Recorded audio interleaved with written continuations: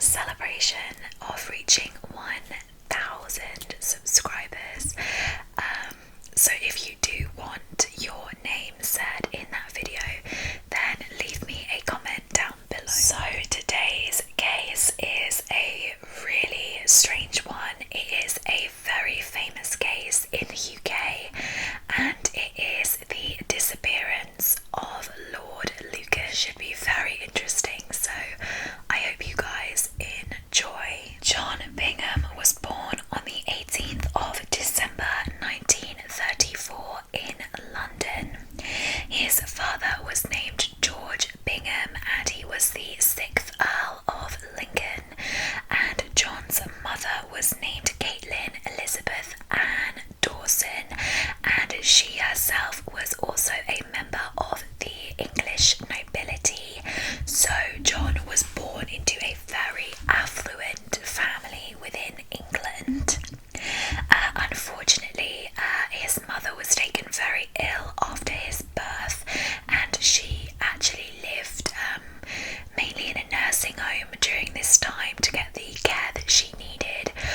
So John was mainly brought up by nannies and nursery maids in his London home. When John was 3 years old, he attended a very prestigious preschool with his elder sister, but in 1939 World War II broke out, and John and his siblings were taken to Wales to be safe from the London bombings. He stayed in Wales for a while before moving to Toronto, and then he stayed in Toronto with his siblings for about a year, I think, and then they all moved to New York to live with a very rich family that were friends with his parents. This way they were very kind of far away from the war at that period of time, and they were very safe, so they lived in New York with this very rich family for around 5 years, and John really loved it there. He spent a lot of his time outside. He went to summer camps. He just really liked life in America. So when war ended in 1945 and he went back to London, he was quite withdrawn, because he had come from New York, a massive estate in New York where there's loads of land and everything was lovely and the sun was shining, and he came back to post-war London where rationing was still, in full force. Half of London was destroyed by bombs. One of John's family homes was completely destroyed by bombs, and the other family home had suffered a lot of damage from the bombings. So London just really wasn't a very nice place to be after the war. And it is noted that John's father got him psychological help because he was suffering with nightmares and anxiety and a bit of depression, I think, from coming back to London. John studied at Eton College, and he was a fairly average student. I think his mother made a comment in one of the articles that I read that he was nothing special in terms of academics. It is noted that whilst he was at Eton College, he discovered his love for gambling. So when he was an adult, Lord Lucan, as he is later to be referred to, was actually a professional gambler in England. He was a very well-known man, and he discovered his love for gambling at Eton. And it is noted that he would often skip school to go to the racecourse and place bets on the horses. In 1953, he left college to start his national service. And if you don't know what national service is, if you're not from England, it was basically a system wherein young people had to kind of serve their country for 2 years, I think it was, and it was like mandatory for everyone to do, no matter your social ranking and things like that. So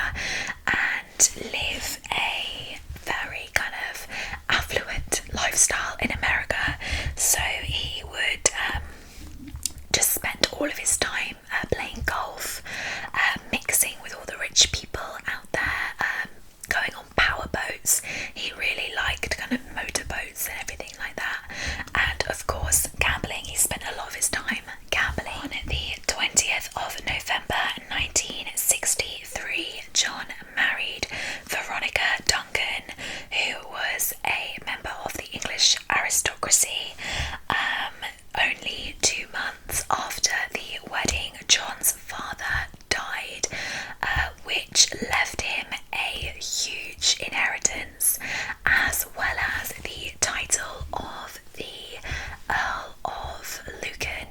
So his father died, but for John this meant a lot of riches for him. His father had been quite a sensible man. He wasn't overindulgent or anything, whereas John was the complete opposite. So John now had a large bank of money for his gambling habits. Their first child, Francis, was born on the 24th of October 1964, and they hired a nanny to look after her, and life was pretty much a routine for John Lucan. He would wake up in the morning in his lovely big house. He would read the newspapers, he would deal with the household kind of paperwork, anything that he needed to do for the household. He would walk his dog, and then he would basically go to lunch at the Claremont Club, and the Claremont Club was basically a gambling group, and he would go for lunch there, and he would not return until the early hours of the morning. So he quite literally spent the majority of his life gambling away his large inheritance. Gambling only got worse over the years. His wife Veronica didn't really know the extent to John's losses, but John was losing a lot of money very quickly, and it just put a strain on their relationship. So after the births of their other children, Veronica suffered with very severe postnatal depression, and John was very involved in her mental health. I suppose he wanted her to get better, so he would take her. He tried to get her admitted into an inpatient clinic, but she refused. So she allowed a psychologist to come and visit her once a week, and she went on antidepressants. But yeah, so by 1973, John and Veronica had actually separated, and John was living away from the family home in his own flat at this point. And at this point in John's life, all he became obsessed with really was, other than gambling, was his children. So he really wanted full custody over his children. He felt like Veronica, because of her mental health problems, that she was not a suitable mother, and he actually hired personal private investigators to spy on Veronica and gather evidence that she was unsuitable to be a mother for the custody battle ahead. Things from this point just kind of got messier and messier. Veronica would, she confided in one of the nannies that John had been violent towards her during their marriage, and that she wasn't surprised if one day he killed me. So from this information we can tell that John and Veronica had not had a very good relationship, and that John was apparently abusive towards her. So after a very long custody battle, Veronica was actually given full custody of the children, with John permitted to see them every other weekend. And some of the main reasons for this is because John's antics came to light in court. The fact that he had hired personal investigators and had also tried to get a doctor to sign a note saying that Veronica's mental health was too bad to look after children because of this behaviour. The judge ruled Veronica to actually have custody, and this really hurt John, of course, because the one thing that he wanted was full custody of his children, and now he could only see them every other weekend, so he was super angry. And as a way of trying to control Veronica,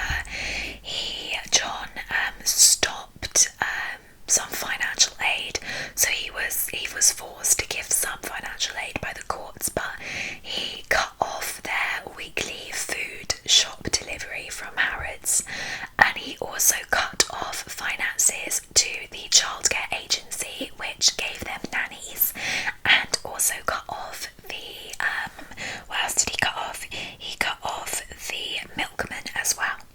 So Veronica, because of her financial position, she actually had to get a part-time job at a hospital to try and help support the family and the children. During this time, John's gambling only got worse. He was now in large amounts of debt, so he didn't really have any of his inheritance left. The divorce cost him a lot of money. It cost him £20,000, which in those days, well, it is now, but in those days it was like a hell of a lot of money. So he had no money, and he was kind of constantly asking for loans from his kind of friends and acquaintances. But yeah, he was just kind of struggling with his gambling habits. And it is during this time where some people have stated that John started to talk about murdering Veronica.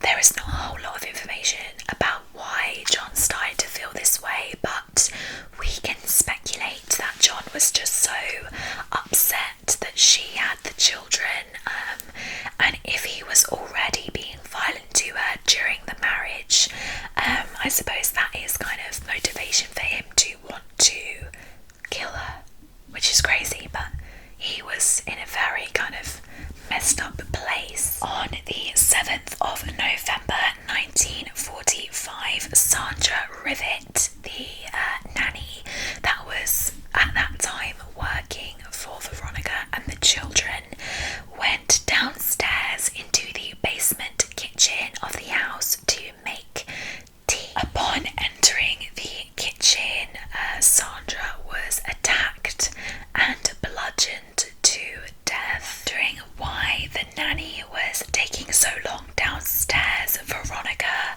went downstairs to the basement and was also attacked by the assailant. Veronica quickly realised that the attacker was in fact John Lucan, her estranged husband. And during the fight, Veronica actually managed to get away from John, and John kind of stopped the attack. And Veronica said to John, "Where's the nanny?" And John had actually put the nanny's body into a sack, burlap sack, I think, and just kind of shoved her in the corner of the kitchen. So Veronica was obviously shocked and terrified that her husband had just murdered their nanny, but she said to John, "I will help you escape, and I will help you leave if you just stay in the house and we all calm down." So for whatever reason, John liked this idea. Perhaps he came to his senses and realised that he did not in fact want to murder anyone, and that it was all a big mistake, you know, I don't know, but he was like, "Yeah, you're right," and he went upstairs into one of the bedrooms to rest, and he actually asked Veronica to go get him some painkillers, which she did.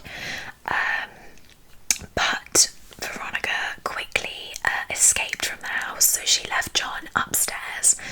The children were in the house at this point, but I think Veronica knew that John wouldn't hurt the children, so she ran out of the house to a nearby pub, and she just basically was asking for help. She was covered in blood, and the pub owner was, you know, instantly helping her, and they got the police, and they all went to the house, and the police searched the house in the basement, and there was no sign of John.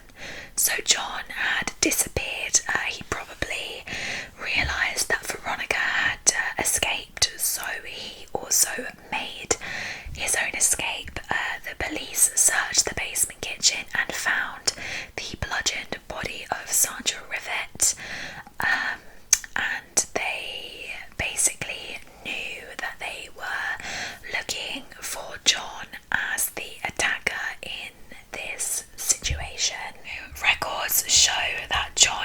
actually called his mother that night and asked her to collect the children from the house because a terrible catastrophe had happened.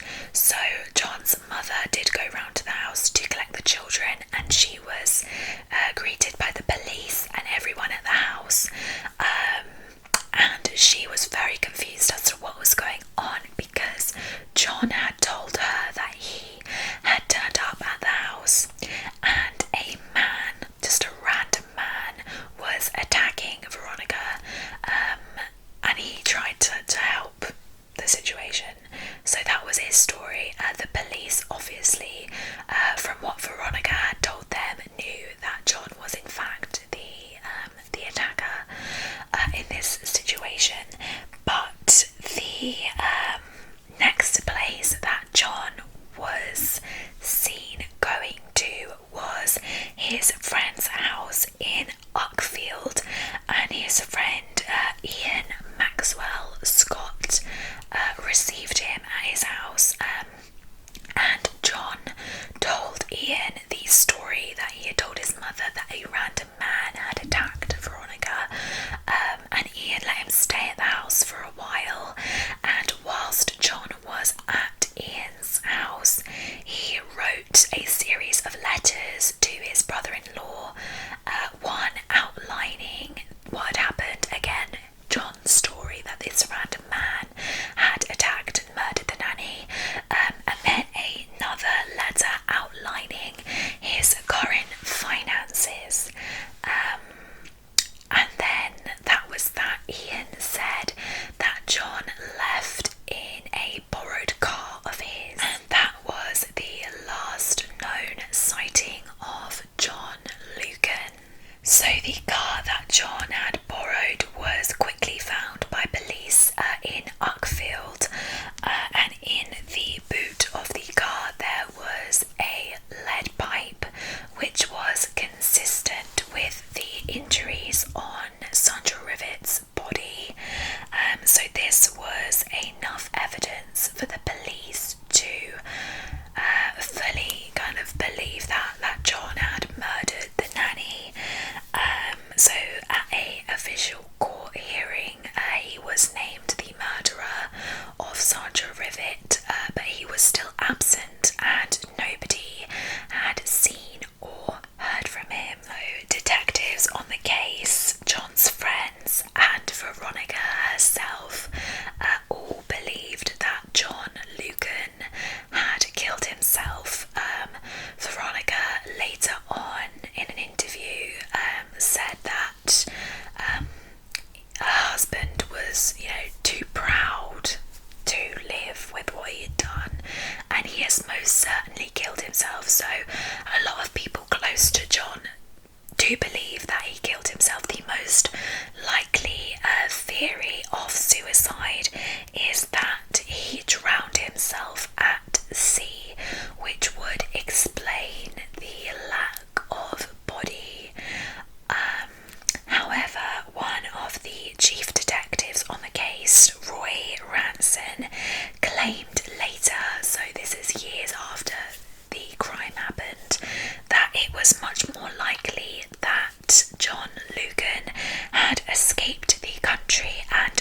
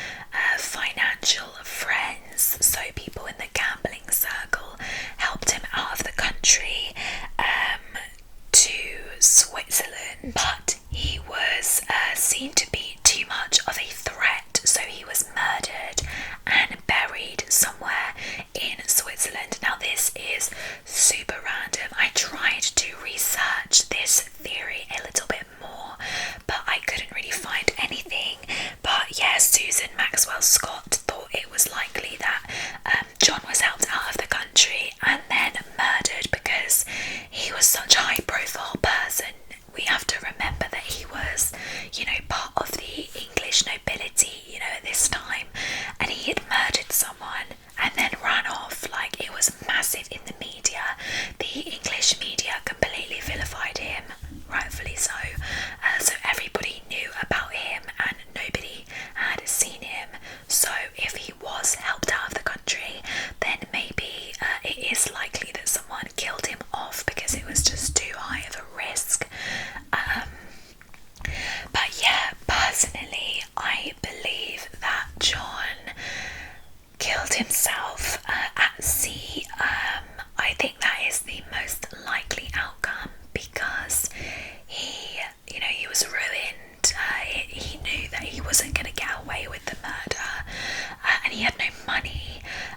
He was in so much debt. See why a suicide would have been a likely option for John, but equally, he knew a lot of very influential people, so it is possible that he drove somewhere else that night and he may have been smuggled out of the country, but you just don't know. But yeah, I think personally that he did kill himself to avoid kind of persecution and prison. So since the case, there have been hundreds and hundreds of claimed sightings of John Lucan, but none of them have come to anything. Remember, he was super famous, so people might have just thought they saw him, or people were making it up. For whatever reason, none of the claimed sightings led to any real breaks in the case. And that kind of completes one of the biggest English mysteries to date. Veronica actually committed suicide in 2017, so fairly recently. She killed herself, and John's children have tried to just live normal lives. They were all very young when the crime happened, but I read in an article that they don't believe that their father is in South Africa or Switzerland or anywhere. I think they also believe that he is dead.